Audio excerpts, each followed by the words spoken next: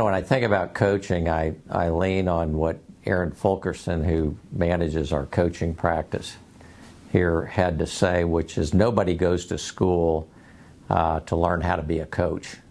And that certainly was the case for me. So when I look at my background, which is undergraduate degree in banking, in business, and an MBA, and then another graduate degree in banking, none of that course material had anything to do with coaching others.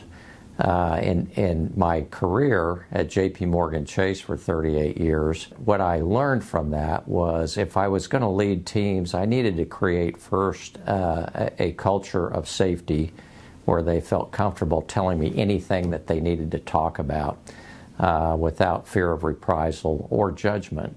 And then over time, as a leader, I learned that I needed to listen a lot more than I talked.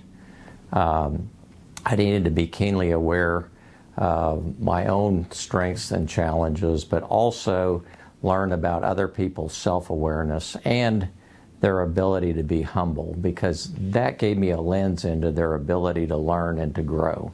And so when I think about how I use those background pieces and skills today in a practice with Schnake Turnbo Frank, I look at using a couple of tools that you'll hear, I think, as a kind of a consistent thread in our coaching practice, which is the Berkman analysis.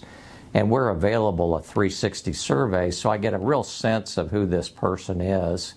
And it also gives me a template for how to develop strategies and goals that will ultimately help the individual. So if I look at my history with Schnake Turnbo and the kinds of assignments that I've had, it's ones where I'm helping somebody who's going to take on a bigger job at the executive level typically, and maybe has some challenges around communication skills, maybe it has not been in a position to lead a big group in the past, and so and like many of us, may need some help around some soft skills that will make them more effective as a leader.